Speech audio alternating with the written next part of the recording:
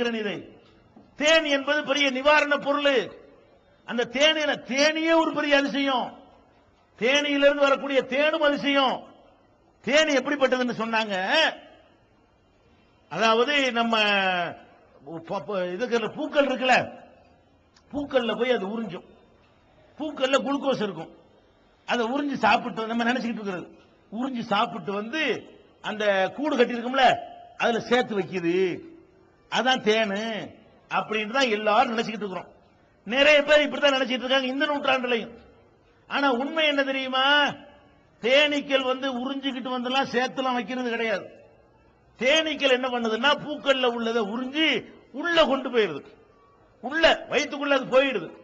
வயிற்றுக்குள்ள போன உடனே வயிற்றுக்குள்ள ஒரு மிஷின் இருக்கிறது. அது அரைச்சி ரெண்டு பாதை இருக்கு. ஒரு பாதை மலம் வருவதற்கு, இன்னொரு பாதையில இந்த கழிவு வரும். உள்ள சாப்பிட்டு அந்த குளுக்கோஸ் இருக்குல்ல, அந்த குளுக்கோஸ அது வெளியேற்றுது. தேனாக மாற்றக்கூடிய மிஷின் உள்ளக்கதான் இருக்குது.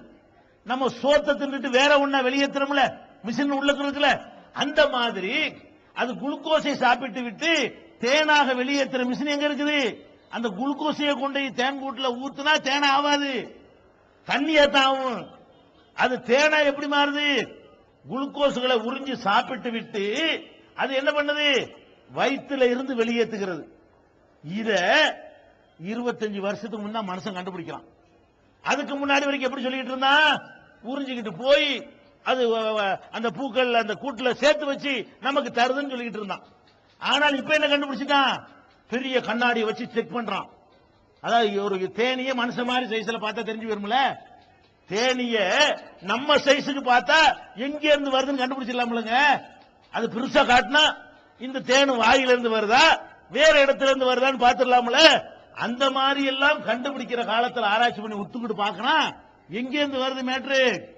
உள்ளுக்க போயிட்டு வயிற்றுல இருந்து வருது. அது ஒரு வகையான கழிவு. ஆனா மலம் இல்லை, அது தனிப்பாதை. அது ஒரு வகையான கழிவுக்குன்னு தனிப்பாதை இருக்கிறது. வயிற்றுக்குள்ளதான் தேனாக மாற்றக்கூடிய ரசாயன வித்தை வந்து உள்ளுக்குள்ள நடக்கிறது. குர்ஆனை எடுத்து பார்த்தா தேனின்ற ஒரு சூரா இருக்கிறது. தேனிங்கிற பெயர்லயே 16வது அத்தியாயம். அதுல எடுத்து பாத்தீங்கன்னா யஹ்ருஜு மின் புதூனிஹா, தேனீக்களின் வயிறுகளில் இருந்து வெளியேறுகின்றன. புத்துன்னா வயிறுங்க, சுத்தி வளைச்சுக்கிட்டு இந்த அறிவியலை சொல்லல, தெல்ல தெளிவான வார்த்தைகளால் குர்ஆன் சொல்கிறது. யஹ்ருஜு மின் புதூனிஹா, தேனீக்களின் வயிறுகளில் இருந்து வெளியே வருகிறது. ஷராபுன், ஒரு மதுரமிக்க பானம் வருகிறது, வாயிலிருந்து வரலங்கிறான்.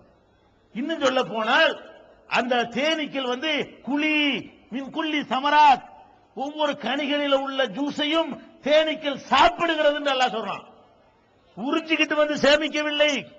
தேனீக்கள் வந்து தன்னுடைய உணவுக்காக அதை சாப்பிடுது. சாப்பிட்டு கழிவை ரெண்டா பிரிச்சு மலம் ஒரு பக்கமாகவும் இது ஒரு பக்கமாகவும் பிரிச்சு தள்ளுது. இந்த பிரிச்சு தள்ளுறது உணவாக உள்ளே போய் அது வந்து வேற ஒரு மாற்றம் அடைந்து வருதுன்னு சொல்லி இப்ப கண்டுபிடிச்சு சொல்றான். குர்ஆனை பார்த்து முழிக்கிறான் விஞ்ஞானிகள். முகமது அலிக்கில முழிக்கிறாரு. யாரு இஸ்லாத்துக்கு வந்தாரு? யூசுப் இஸ்லாம் முழிக்கிறான். என்னடா இது, இது எப்படி அன்னைக்கு முகமது சொன்னாரு? இது இப்பதான் நமக்கே தெரியுது. இது படிச்சுட்டு போய் தேடி பார்க்கும் போது தானே ஆமாண்டு தெரியுது. இது உங்களுக்கு எத்தனை பேருக்கு இது தெரியாத? இது எப்படி இவர் சொன்னார்?